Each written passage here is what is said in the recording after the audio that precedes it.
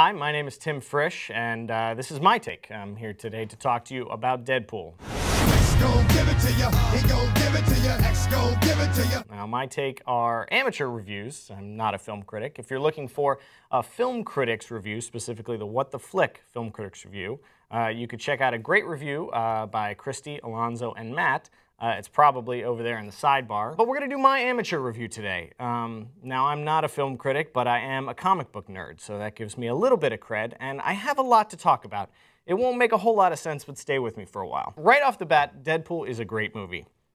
I think it was well written, it was well acted, and considering what we've seen from Deadpool represented in film in the past, from Ryan Reynolds' superhero movie, this movie was much better than the sum of its parts, or rather what it could have been. Give me a second and we'll go through the Deadpool movie that we didn't get. Now, right off the bat, you'll know Deadpool is an R-rated film, and rightfully so. Everything is in there that little kids should not see, so don't take little kids to this movie, obviously. You're probably thinking, this was a superhero movie, but that guy in the suit just turned that other guy into a fucking kebab. Surprise, this is a different kind of superhero story. Now, why is it R-rated? Well, for the most part, film distributors shy away from that R rating because it means kids can't go see the movie, and if kids don't see the movie, they don't buy the toys, which is where they really make the money. Now, finally, they made the decision to not do that, giving us the Deadpool movie that we want and that the creators actually wanted to make, which is actually pretty remarkable when you think about it. Most comic book superheroes punch people and stab people and shoot laser beams and cause explosions, and have swords and guns, and that does damage, and it should hurt people, and it should kill people, and those people should bleed. But superhero movies almost never give you that, and Deadpool delivers in spades. It is gory and bloody, and it's got tits and ass and balls. Even if you don't want to see it, the filmmakers did, and that's what you get. The romance scenes work. The action scenes are funny, but at the same time thrilling. And the comedy is real. It's really funny. The first 2 minutes of the film are just opening credits, but they're hysterical, and that sets the mood for the rest of the film. Now, what we don't get is a version of Deadpool that you've seen other places. The PG-13 Deadpool, the Deadpool that appears in cartoons.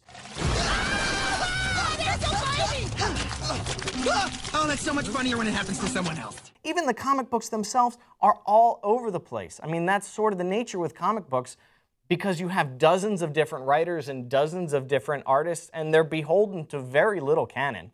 So they can do whatever they want with the character. Sometimes Deadpool is cartoonish. Sometimes he's schizophrenic with 6 voices bouncing around in his head.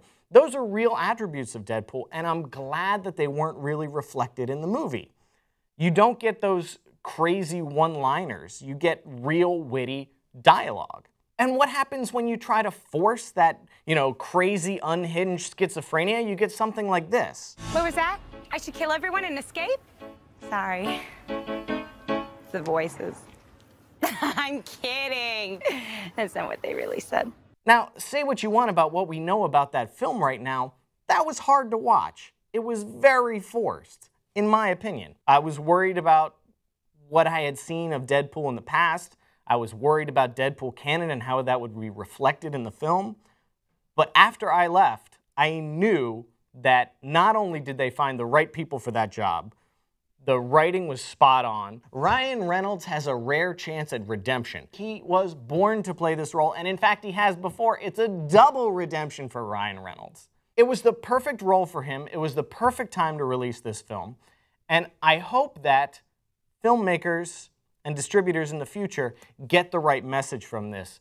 James Gunn wrote a good piece about what should be taken away from the success of this movie, because it broke every record that it could have broke for its February superhero, weekend box office release. I won't even bother to paraphrase James Gunn. I'll tell you exactly what he said.